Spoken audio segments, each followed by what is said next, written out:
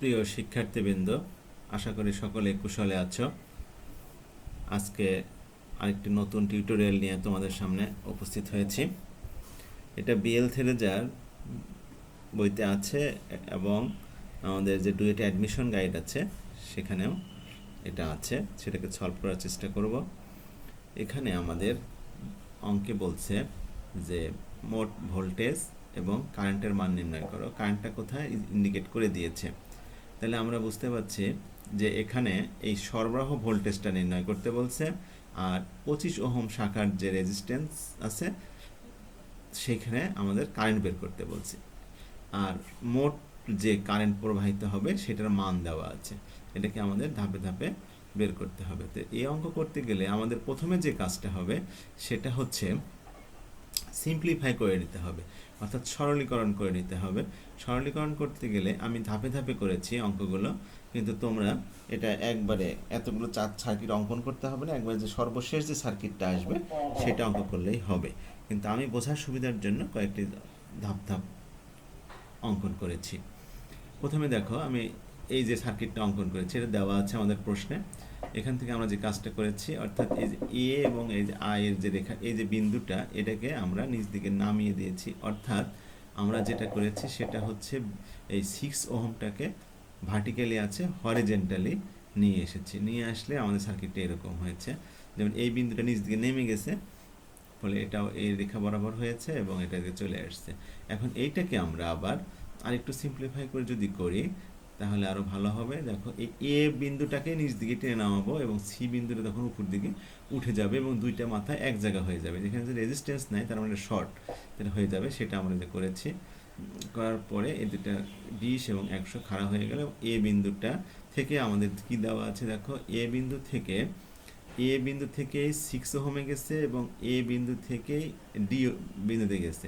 আমাদের তাই এখানে তাই করলাম, এ বিন্দু থেকে 6 ওহমে দিলাম এবং এ বিন্দু থেকে এই ডি বিন্দুতে দিয়েছি। তোমরা ইচ্ছা করলে এই দুইটাকে সরাসরি কম করে খাড়া করে দিলেও হবে। আমি বোঝার সুবিধাটা দিয়েছি, যেহেতু এখানে এভাবে এক্সট্রা করে দেওয়া আছে সেজন্য আমি এখানে এক্সট্রা করে দেখানোর চেষ্টা করেছি।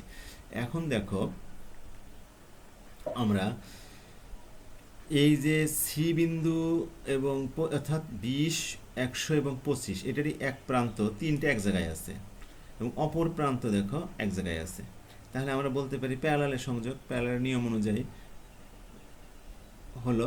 তাহলে এখন সেটাকে আরেকটু সিম্পলিফাই করে অঙ্কন করলে আমাদের সার্কিটটা এরকম আসবে।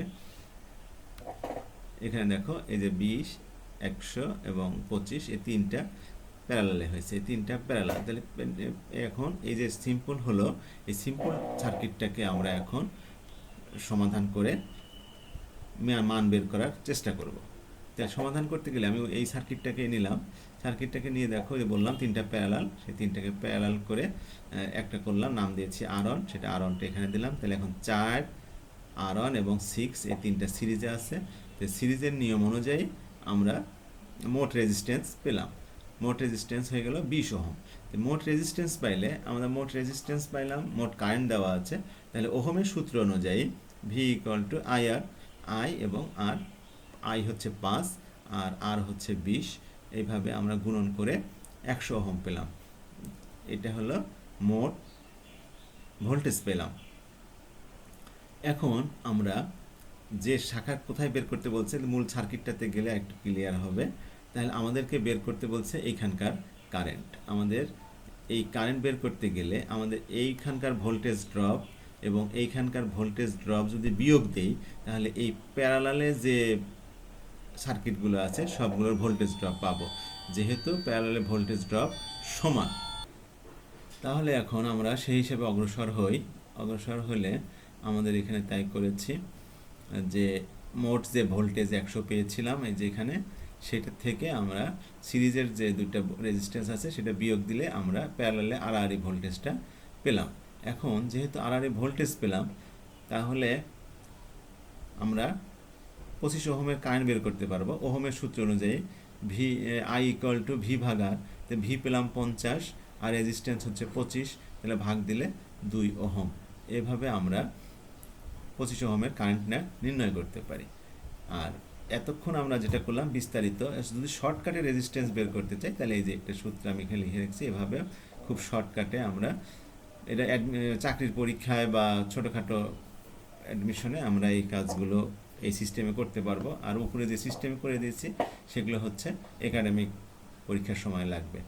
আশা করি সকলেই বুঝতে পেরেছ। মনোযোগ দিয়ে দেখার জন্য সকলকে ধন্যবাদ। লাইক, শেয়ার এবং সাবস্ক্রাইব করে আমাকে উৎসাহিত করার জন্য অনুরোধ রাখছি। পৃথিবীর সকল প্রাণী সুখী হোক। আল্লাহ হাফেজ।